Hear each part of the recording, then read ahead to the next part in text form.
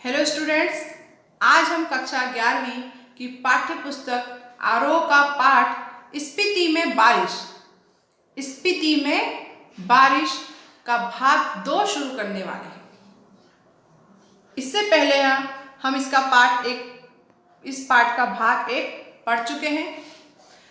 भाग 2 शुरू करने से पहले मुझे ऐसी आशा है कि आपको मेरे द्वारा पढ़ाया गया भाग 1 अच्छे से समझ में आ गया होगा, लेकिन फिर भी हम इसे एक बार थोड़ा सा रिवाइज कर लेते हैं। भाग 1 में हमने स्पीति में बारिश, इस पाठ में स्पीति नामक स्थान जो कि हिमाचल की तरफ है, हमारे हिमालय पर्वत के आसपास कश्मीर वाले क्षेत्र में है, उसके बारे में हमने पढ़ा था। इसके साथ स्पीति के साथ लाहुल शब्द जुड़ा हुआ रहता है। उनकी स्थिति के बारे में हमने जाना था, भौगोलिक स्थिति के बारे में जाना था, वहां तक पहुंचने के दुर्गम रास्तों के बारे में जानकारी ली थी। अब इसके आगे हम आज का पाठ हमारा शुरू करते हैं। पहले कभी उन राजाओं का कोई हरकारा आता था तो उसके आते जाते वह अल्पबसंत बीत जाता था। इसका मतलब जो स्पीति स्थान है वो इतनी दुर्गम जगह पर है कि वहां पहले जो पूरे भारत में दूसरी जगह राजाओं के राज चलते थे, वो अधिक समय तक कभी भी स्पीति पर अपना अधिकार नहीं कर पाए थे। और इसका मुख्य कारण यह था कि वो अधिकार करते तो जब भी कोई हरकारा मतलब जो व्यक्ति संदेश लेकर आता है उसे हरकारा कहते हैं। तो हरकारा आता तो उसको आते आते अल्पबसंत यानी कोई भी मौसम जो है उसका आधा समय तो उसके आते आते बीत जाता था, आधा समय जाते जाते। अगर कोई वो फरमान, कोई आदेश, कोई संदेश लाता भी तो उसके पालन में बहुत ज़्यादा विलंब हो जाता था, बहुत ज़्यादा देर हो जाती थी। इसलिए वहां पर किसी राजा का नियंत्रण इतना नहीं रह पाता था। कभी कोई जोरावर सिंह जैसा आता था तो स्पीति का तरीका वही था जो तुप चिलिंग गोनपा में मैंने देखा। अब कभी कोई जोरावर सिंह जैसा आता, जोरावर सिंह जैसा जिसने एक बार पहले स्पीति पर आक्रमण किया है, लेकिन स्पीति उनसे हारती नहीं है। स्पीति तो हमेशा उसी प्रकार से सामना करती डटकर जैसा उसने तुप चिलिंग गोनपा से किया था। जब डायनामाइट का विस्फोट हुआ था, डायनामाइट मतलब समझते हैं, बम, बड़ा वाला बम जो आपको माइंस, जो हमारी खदानें होती हैं, खदानों में इसका इस्तेमाल किया जाता है। वहाँ बड़े बड़े बम विस्फोट करने के लिए वहाँ उसे डायनामाइट कहते हैं। तो जब डायनामाइट का विस्फोट हुआ था तो लाहुली हदस कर, आंख बंद कर, चांगपा का तना पकड़ या एक दूसरे को पकड़कर बैठ गए।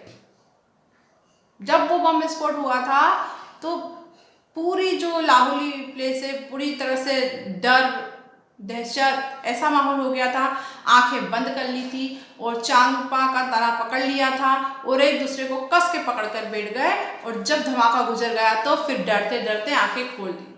जैसे आप समझिए, अगर कोई जैसे बच्चे हैं, बच्चे हमारे यहाँ भी दिवाली का समय होता है तो जब बम फोड़ते, बड़ा वाला बम फोड़ते, तो आपने देखा कि छोटे बच्चे जो या फिर बड़े भी कोई डरते हैं जो बम से, तो वो क्या करते हैं, बम फूटने के पहले ही वो जो उसके पास व्यक्ति होता है उसको कस के पकड़ लेते हैं, चिपक जाते हैं, दुबक जाते हैं और आंखें बंद कर लेते हैं और बिल्कुल ऐसे कि, और जैसे ही धमाका खत्म होने के बाद शांति होती है तब धीरे धीरे डरते डरते अपनी आंखें खोलते हैं।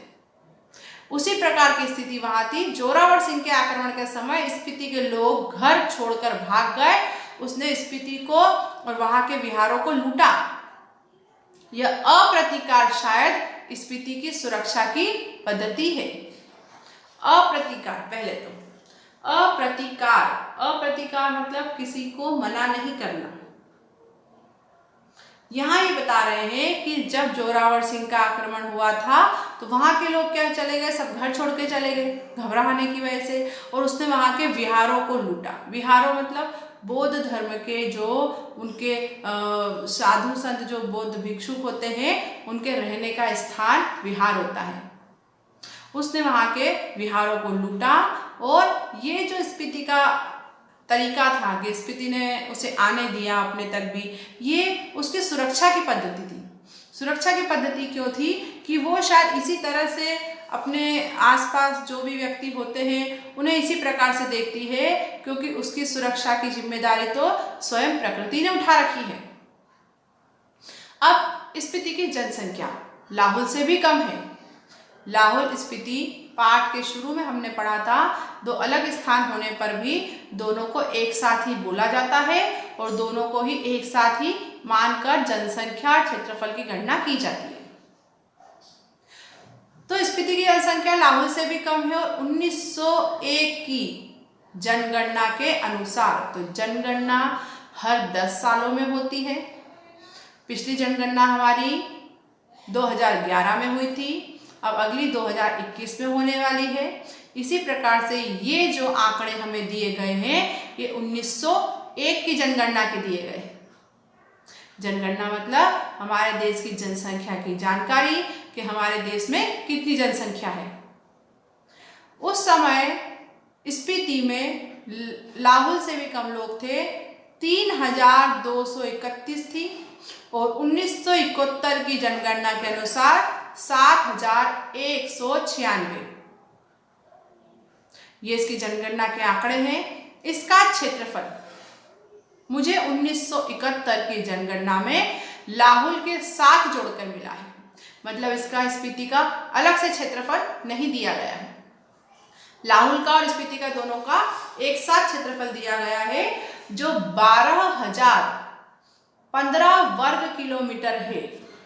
लाहौल और स्पीति दोनों का एक साथ क्षेत्रफल 12,015 वर्ग किलोमीटर है। स्पीति का अलग क्षेत्रफल नहीं दिया गया है। इंपीरियल गजेटियर क्या है? ऑक्सफोर्ड 1908 का खंड 23, उसके अनुसार यह क्षेत्रफल 2155 वर्ग मील है। अब इंपीरियल गजेटियर जो है, जो ऑक्सफोर्ड यूनिवर्सिटी की तरफ से दिया जाता है, गजेटियर मतलब इसमें आंकड़े प्रस्तुत किए जाते हैं विभिन्न मुद्दों के। तो यहाँ उस समय का क्षेत्रफल इसका दिया है 2155। ये सिर्फ स्पीति का क्षेत्रफल दिया है। इस तरह स्पीति की जनसंख्या प्रति वर्ग मील 4 से भी कम है, मतलब 1 वर्ग मील जितनी बड़ी जगह में स्पीति में सिर्फ 4 लोग या 4 से भी कम लोग रहते हैं। 1901 में यह प्रति वर्ग मील 2 से भी कम थी। इतनी कम जनसंख्या वहां। लाहौल स्पीति का प्रशासन ब्रिटिश राज से भारत को जस का तस मिला। ब्रिटिश राज से भारत को मतलब ब्रिटिशों ने जब उस पर शासन करा तो वहां से वैसा का वैसा ही शासन भारत को मिला। ब्रिटिश राज चले गए थे, तब वो पूरे भारत को अपना शासन सौंप कर गए थे। अंग्रेजों को यह 1846 ईस्वी में कश्मीर के राजा गुलाब सिंह के जरिए मिला था। अब ब्रिटिश शासन ने भारत शासन को ये दिया था राज, लेकिन ब्रिटिश शासन को ये कहाँ से मिला था? कश्मीर के राजा गुलाब सिंह के द्वारा 1846 ईस्वी में। मतलब पहले भारत में जगह जगह राजाओं के राज थे। आपको पता होगा कि जब हमारे भारत आज़ाद हुआ है उस समय भी यही स्थिति थी कि भारत में अलग अलग राज्य, अलग अलग रजवाड़े थे। तो जो भारत में मिलना चाहे वो राज्य भारत में मिल सकते हैं, ये शर्त रखी गई थी। और जो पाकिस्तान में मिलना चाहते हैं वो पाकिस्तान में मिल जाए, क्योंकि उस समय 2 गणतंत्र राज्य बना के गया था ब्रिटिश शासन। और जो स्वतंत्र रूप से रहना चाहें वो स्वतंत्र रह सकते हैं। इस नियम के तहत हमें पता चलता है कि सब राजाओं के राज स्वतंत्र थे। और इसी प्रकार से कश्मीर के राजा के अंतर्गत स्पीति क्षेत्र आता होगा, जिसको उन्होंने ब्रिटिश शासन को 1846 ईस्वी में दिया था।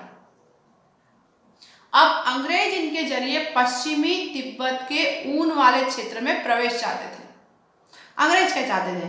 यहाँ से स्पीति से होते हुए तिब्बत जाना चाहते थे। और क्यों जाना चाहते थे?